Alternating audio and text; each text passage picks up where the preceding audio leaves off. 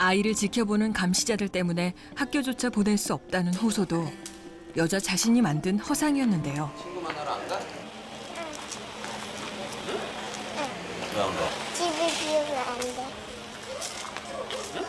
집 비우면 안 돼. 집을 비우면 안 된다고? 응. 왜 안 돼? 도둑. 도둑 들어서? 응.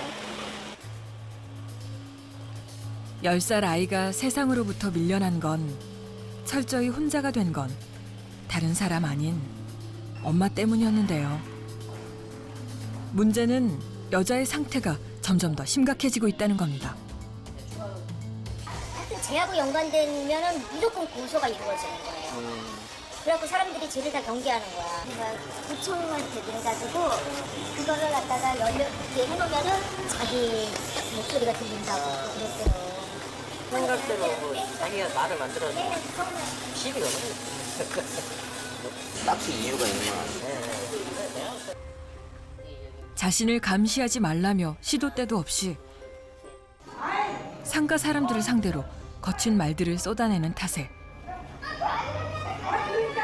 너는 이제 죽었어. 시장은 하루도 조용할 날이 없다는데요. 우리 가정 청부살인을 의뢰했더라고요.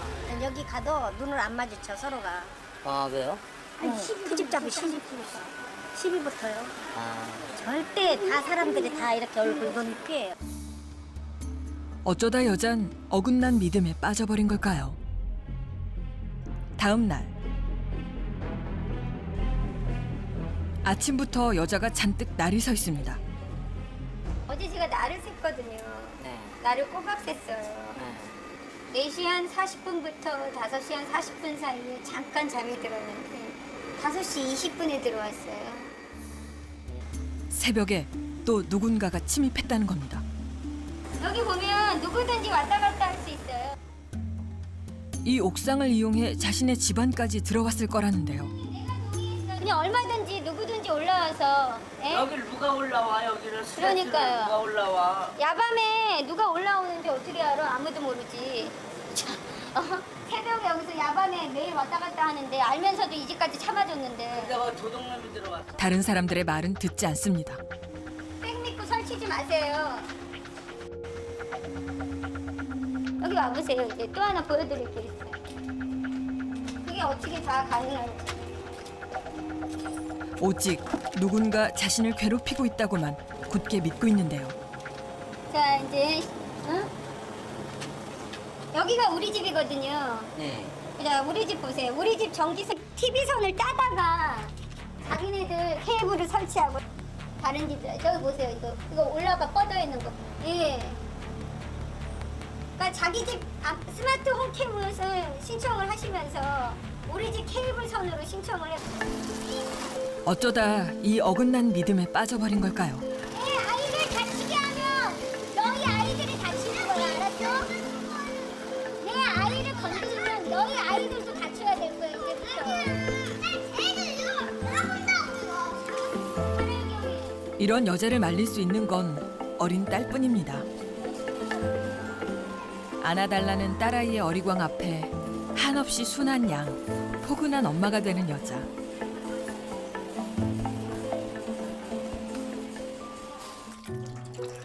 하지만 온통 신경이 누군가의 감시와 공격에 가 있다 보니 웬만한 건 혼자서 해결하는 어린 딸.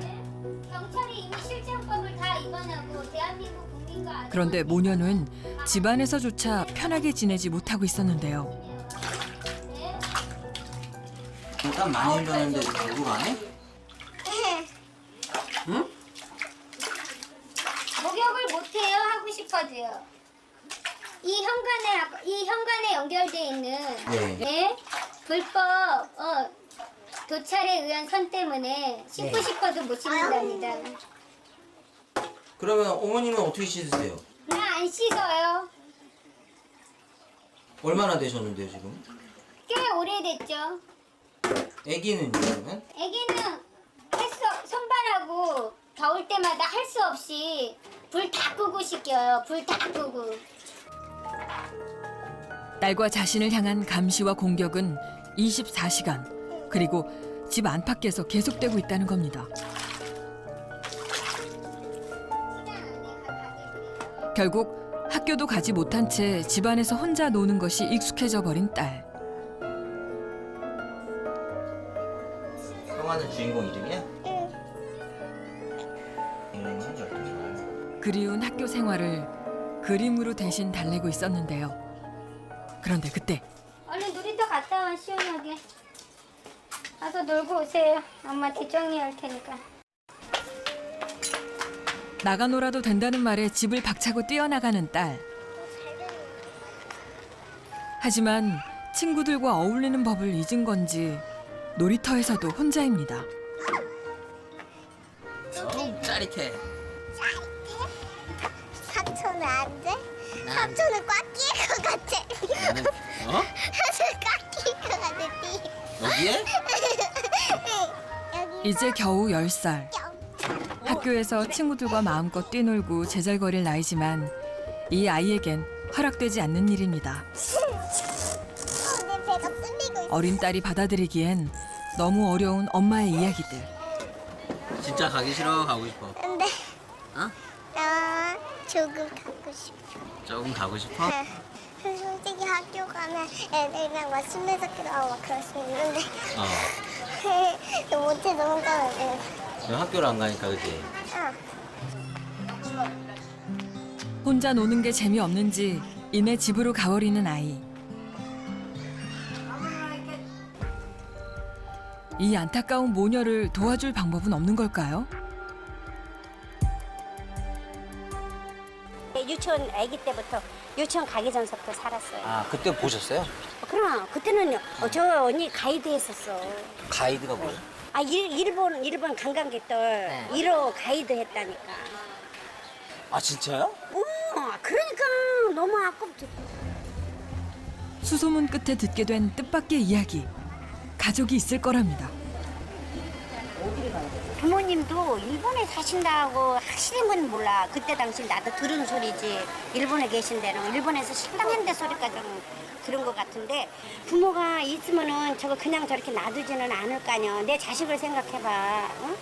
왜 주민번호 두들기고 그러면 지네 가족상 내력이 나올 텐데 나올 텐데 왜 내력을 못 찾냐 이거지.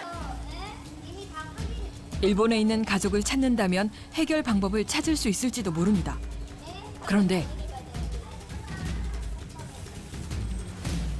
부모님이 없는 걸로 돼 있어요. 아, 그러세요? 기아로 버려져서 시설에 성장했다. 그 정도까지밖에 안 적혀 있거든요.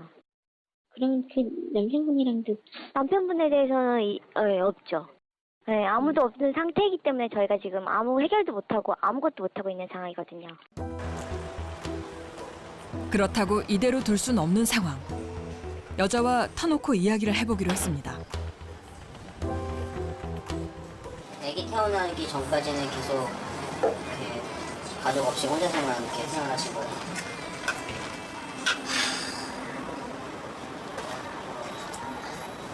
누구는 한부모 가정에서 자라고 싶어서 자라나요? 누구는 조선 가정에서 싶어서 자라고 싶어서 자라나요?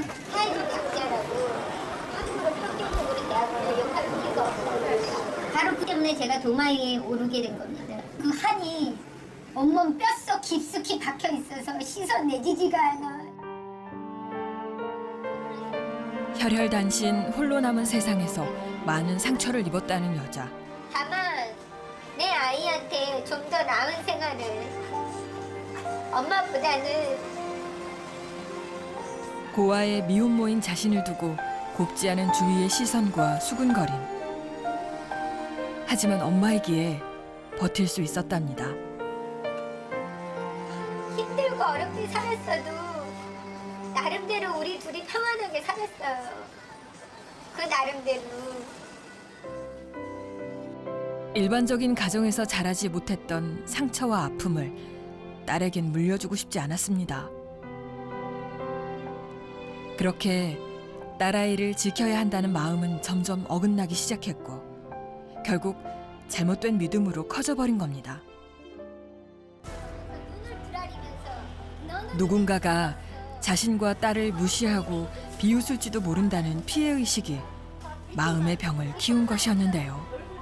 뭘걸 다치집이요.